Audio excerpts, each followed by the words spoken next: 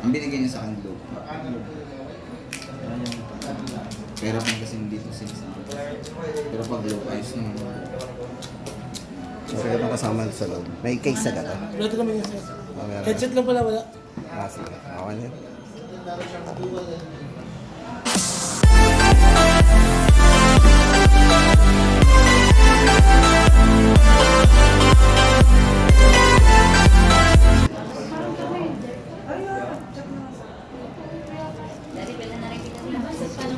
Nova 6 Pro. Available po. Anong kulay? 11 na yung yung price na yan ma'am, sa ano yan, mga online, meron siya ano. Hello guys, welcome back to our YouTube channel guys para sa latest update natin dito kay Tecno. Guys, ito nga pala sa mga nagtatanong ng ito, yan. Common 20 series. Guys, for Common 20 series, talagang wala na po silang stock although meron silang mga display pa ng ganito. Pero dun sa store ay wala na po talaga mga available na stock. Pero guys, good news naman, meron naman silang mga bago ding release. So, check po natin yun guys. At saka syempre, hindi lang yun, meron din tayo mga naka-on sale na ipapakita sa inyo. So yun guys, pasukin na natin ang store. Ito na guys, ang ating latest update dito kay Tecno. Ito, tama-tama to sa mga naghahanap ng budget phone.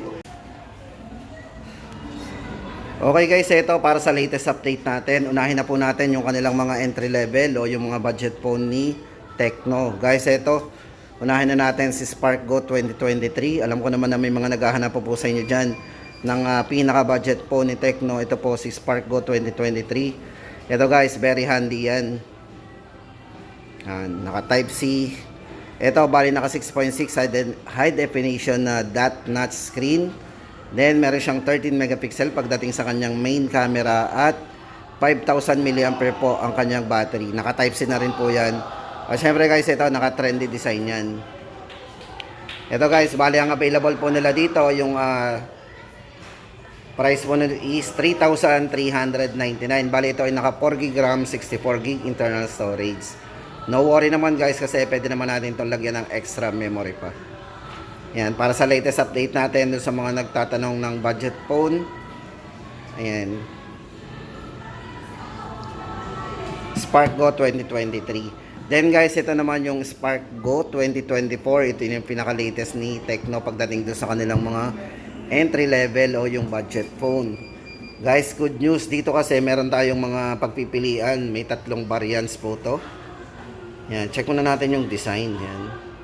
Iba na po yung design nito pagdating doon sa kanilang yung version na.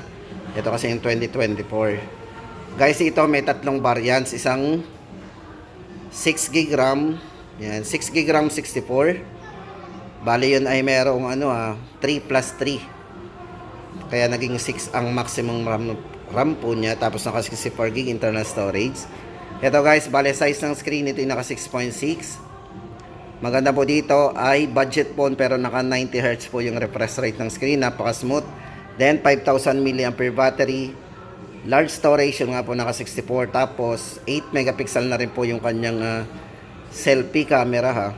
Then naka dual speaker din para sa surround sound natin. Ayan. Para po doon sa kanyang, ulitin po natin, 664, 3,599. Tapos yung 8GB RAM, 64GB, 3,699.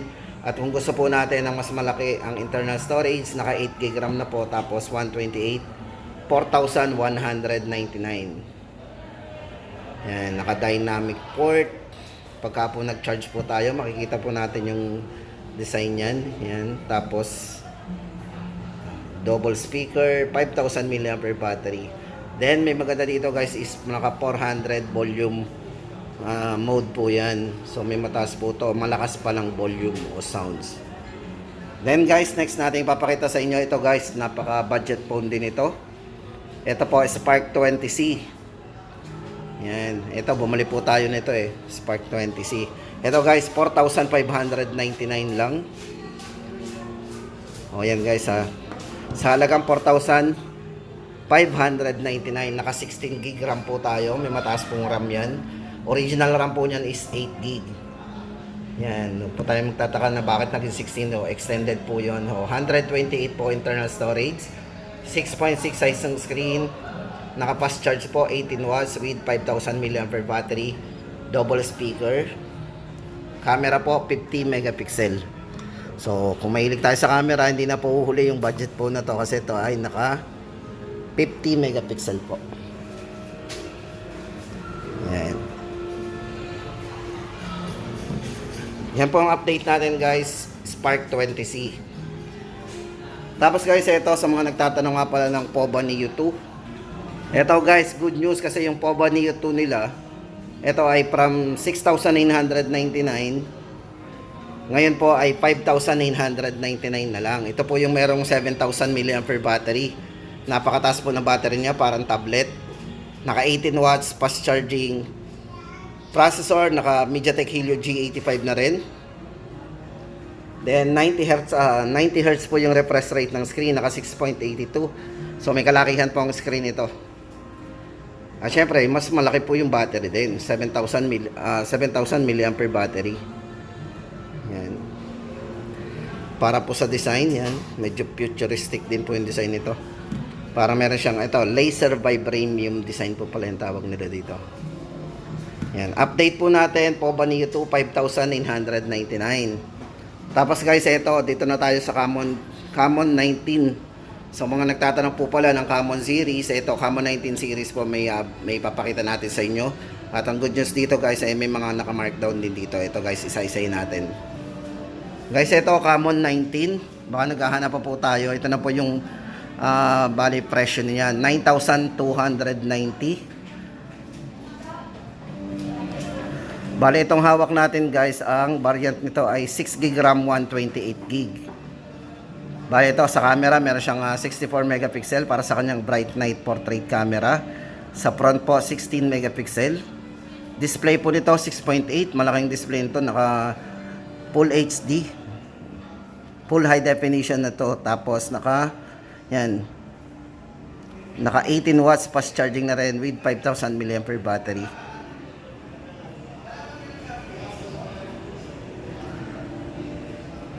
Yan. Para po sa chipset guys, ito naka MediaTek Helio G85 din. So pakita ko sa inyo anong medyo zoom natin yan. Ulitin po natin guys ang price nito. Yan. Camon 19, 9,290. Then ito naman guys, ay papakita ko sa inyo si Camon 19 Pro. Ito po bali ay 11,990 na lang, dating 13,490. So naka-less pa po tayo dito ng 1,500. Mas lumit po ang presyo nito. Mapa-card daw po or cash ay 11,990 na lang. Bali yung hawak natin ay ito yung naka 128. So may maximum RAM to na 13GB RAM, 128 po internal storage. 64 megapixel pagdating sa kanyang bright night camera with optical image stabilization. 50 megapixel po para sa kanyang 50mm Pro portrait camera. At yung selfie po niya, 32 megapixel Pro selfie camera. At maganda dito guys, naka 120Hz po yung refresh rate nito. Full high definition with high gamut display. Yan. Size ng screen, naka 6.8. Yan, may malaki din palang screen to. Ulitin po natin ang price nito guys, 11,990. Camon 19 Pro. Then yung kanilang Camon 19 Pro 5G guys, ito na. Bali, ito po yung nag-last na price nila. Pero ang good news ngayon guys, ito ay 15. Ngayon po ay magiging 14,490 na lang. So may less pang 1,000. Ito po yung 5G. Bali, ito po ay naka 128GB internal storage. 13GB maximum RAM.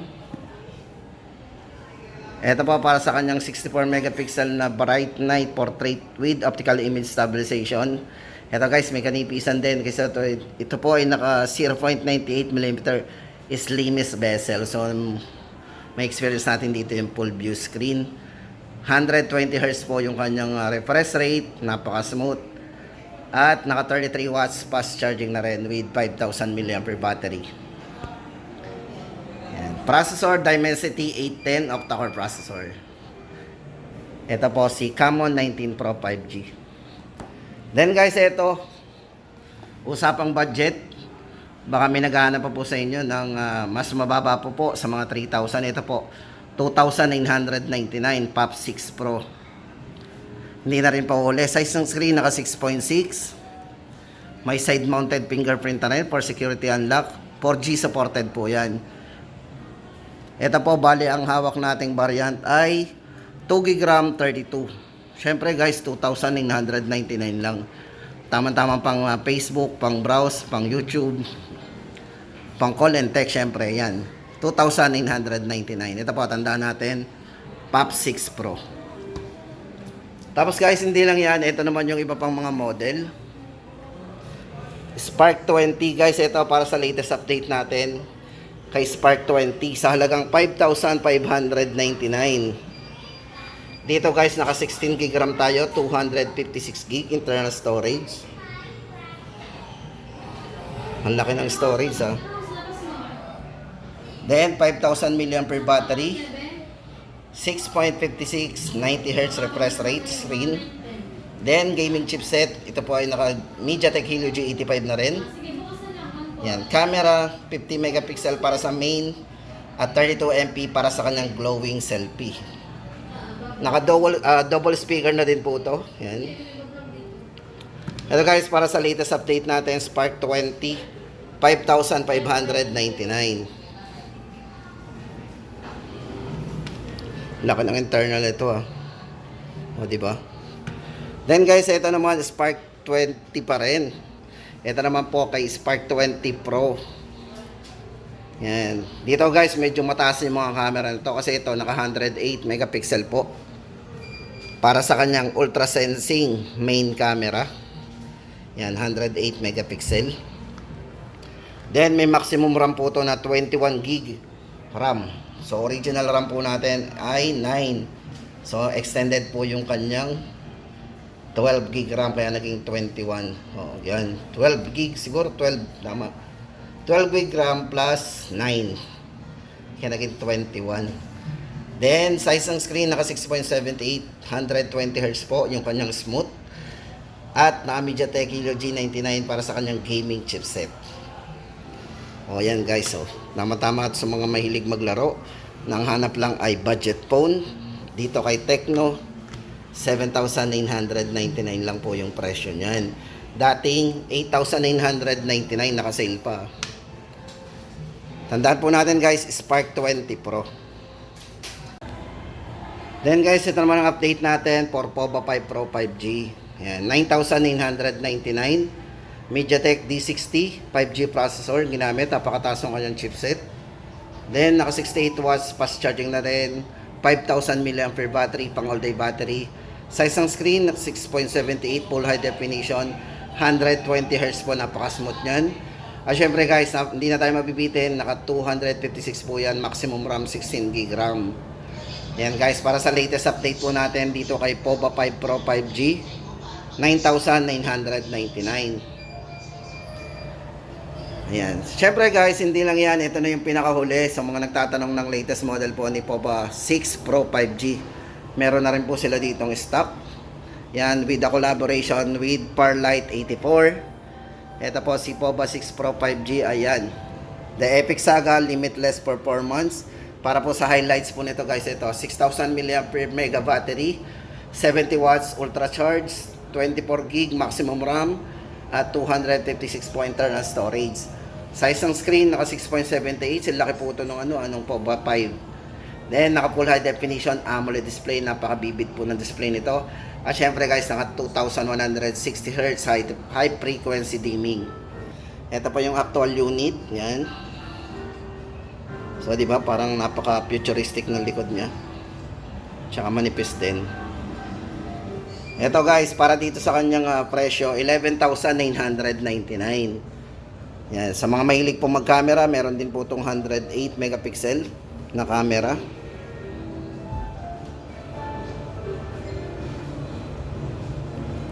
Then, sa video, check natin